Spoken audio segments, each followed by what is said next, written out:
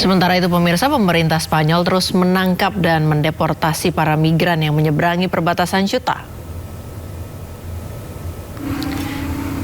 Sementara Spanyol menangkap sekelompok migran yang masuk secara ilegal ke Ceuta ke dalam bus di pantai El Trampolan di Ceuta pada hari Minggu. Operasi di pantai El Trampolan Ceuta ini dilakukan menyusul lonjakan migran dari Timur Tengah dan Afrika. Pihak berwenang Spanyol memperkirakan ada lebih dari 60.000 orang menyeberang ke wilayah Ceuta.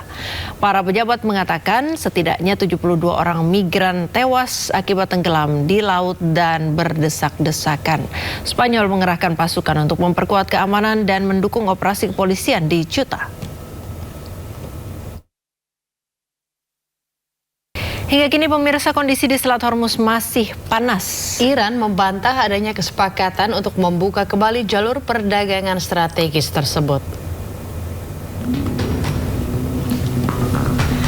Saat ini kapal-kapal masih mengantri untuk bisa melintasi Selat Hormuz.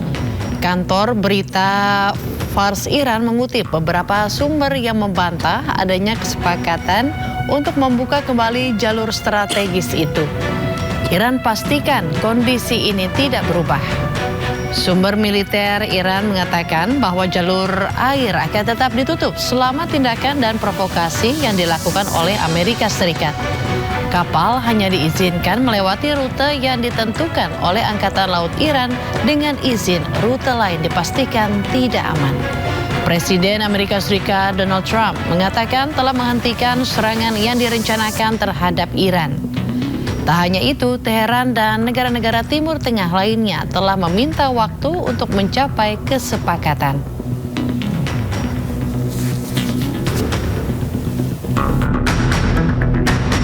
Presiden Amerika Serikat Donald Trump menyebut Amerika Serikat tidak akan membiarkan Iran mengambil kendali atas Selat Hormuz. Sementara itu, Iran mengancam dugaan rencana Amerika Serikat kuasai Selat Hormuz dan merebut cadangan energi Iran.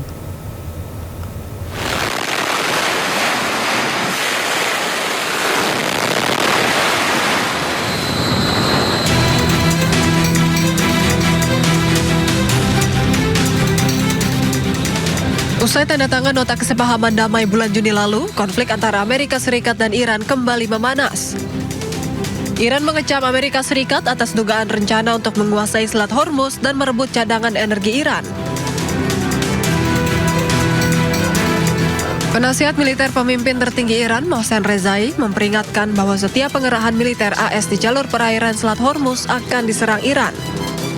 الان آتش بحثی وجود نداره ولی حملات ما معنا داره مثلا کوریدور دوم رو به هیچ وجه ما اجازه نمیدیم در تنگه هرمز کوریدور دوم باز بشه حتی اگر ناو هم بیارن ناوشو میزنیم اگر نیروی نظامی هم بیارن میزنیم فعلا ما کشتی‌ها رو تهدید میکنیم که نرن خب خوشبختانه خیلی از کشتی‌ها تهدیدات ما رو گوش میکنن برمیگردن ما درگیر نمیشیم ولی بعضیا که معلومه کاملا آمریکایی‌ها بهشون فشار میارن اونا میان خب یه آسیبی بهشون وارد میشه خب خودشون برمیگردن.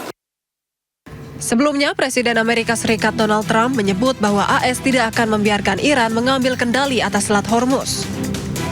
Pemirsa, Kedutaan Besar Iran menegaskan negaranya tidak pernah memiliki dan mengembangkan senjata nuklir. Hal ini menanggapi pernyataan Presiden Prabowo Subianto sebelumnya yang menyebut Iran memiliki senjata nuklir.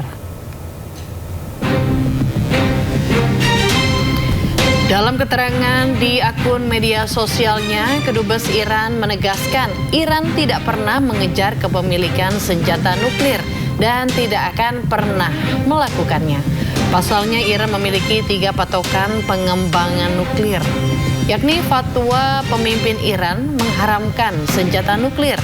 Senjata pemusnah massal tidak pernah memiliki tempat dalam doktrin pertahanan Iran, dan teknologi nuklir dimanfaatkan bagi kepentingan energi, kesehatan, dan penelitian. Dijalankan berada di pengawasan Badan Energi Atom Internasional.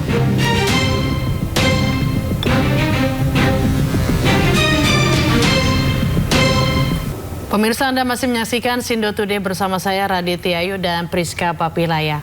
Pemirsa, diduga karena jalanan licin dan kurang rambu lalu lintas, sebuah mobil jenis minibus terjun ke dalam jurang sedalam 200 meter di Poros Palopo Toraja. Akibatnya 3 orang penumpang dibawa ke rumah sakit. Sabar.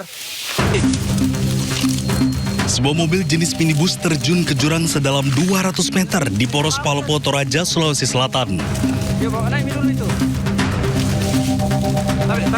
orang penumpang ditemukan dalam kondisi tak berdaya. Salah satu di antaranya ditemukan berada di luar mobil, diduga terlempar dari kabin saat mobil tersebut terjun bebas. Dengan menggunakan sarung dan peralatan seadanya, warga saling pegangan untuk mengangkat dan menarik korban dari dalam jurang. Penyebab pasti kecelakaan masih diselidiki polisi, namun dugaan kuat karena kondisi jalan licin serta kurangnya rambu lalu lintas. Satu unit mobil yang merek Toyota Avanza bergerak dengan kecepatan tinggi, namun seketika berpapasan dengan salah satu kendaraan. Akhirnya kendaraan tersebut yang merek Avanza ini menghindar ke kanan, sehingga turun di bawah jalan dan lepas kendali sehingga jatuh. Kasus kecelakaan ini masih terus didalami Polres Palopo, sementara ketiga korban dirawat di Rumah Sakit Bintang Laut Palopo. Dari Palopo, Sulawesi Selatan, Nasruddin Rubaka News melaporkan.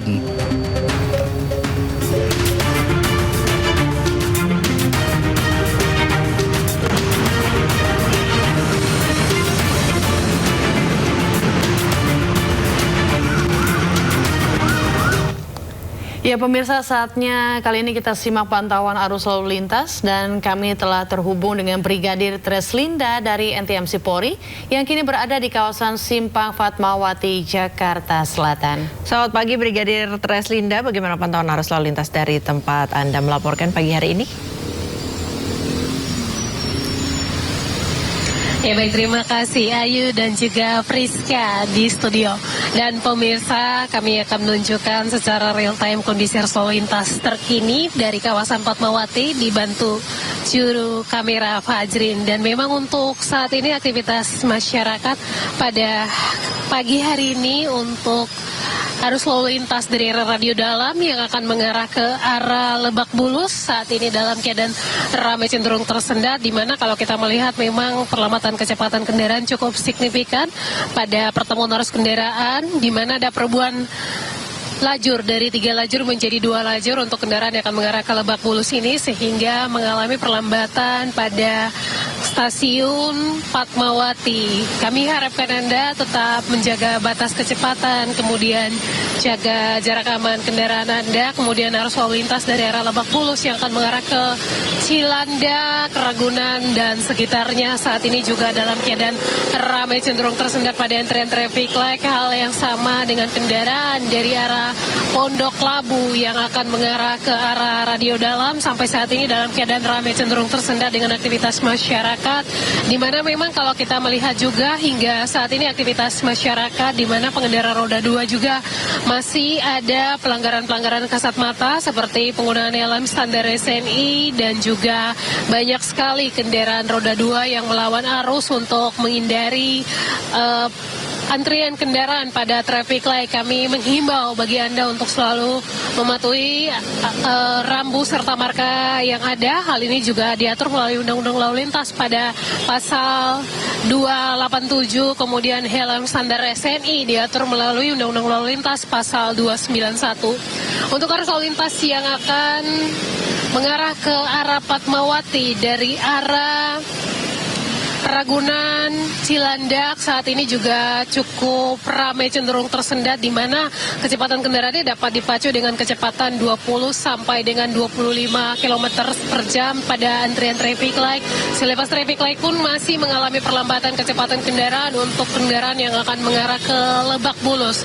Besar harapan kami Anda tetap mematuhi batas kecepatan serta berhati-hati dalam berkendara sehingga menghindari terjadinya kecelakaan lalu lintas Kami juga menginformasikan GTRSMS Korlantas Polri dalam kurun waktu 1x24 jam terjadi 315 kasus laka lantas dengan rincian 17 meninggal dunia, 45 orang luka berat, serta 389 orang luka ringan. Dari data tersebut, 32% terjadi karena kecerobohan pengemudi. Tentunya ini juga menjadi catatan bagi para pengguna jalan. Kami sampaikan kembali lagi bahwa setiap nyawa berharga di jalan raya. Untuk itu, mari sama-sama tertib berlalu lintas di jalan. Kami juga menyampaikan bahwa setiap warga negara merupakan wajib dijaga oleh negara karena sebagai generasi penerus bangsa Indonesia. Untuk itu mari sama-sama kita tertib berlalu lintas di jalan raya. Demikian Brigadir Treslinda melaporkan, Ayu dan juga Priska, kembali ke Anda di studio, silakan. Ya, terima kasih Brigadir Treslinda atas laporan Anda dari kawasan Simpang Fatmawati, Jakarta Selatan. Selamat bertugas kembali dan salam presisi.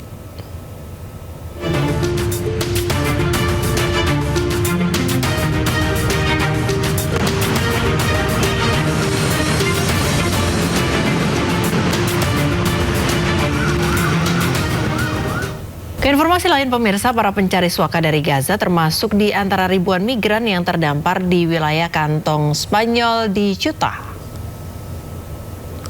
Seorang warga Palestina mengatakan bahwa ia melarikan diri dari Gaza dan mencapai Maroko sebelum melakukan perjalanan berbahaya ke Ceuta. Warga Gaza menghabiskan waktu berbulan-bulan untuk mencapai Spanyol. Pencari suaka Palestina mengatakan perang dan krisis kemanusiaan di Gaza memaksanya mencari perlindungan di Eropa. Mereka termasuk di antara puluhan ribu orang yang terjebak dalam gelombang migrasi terbesar yang pernah tercatat di Ceuta, Spanyol.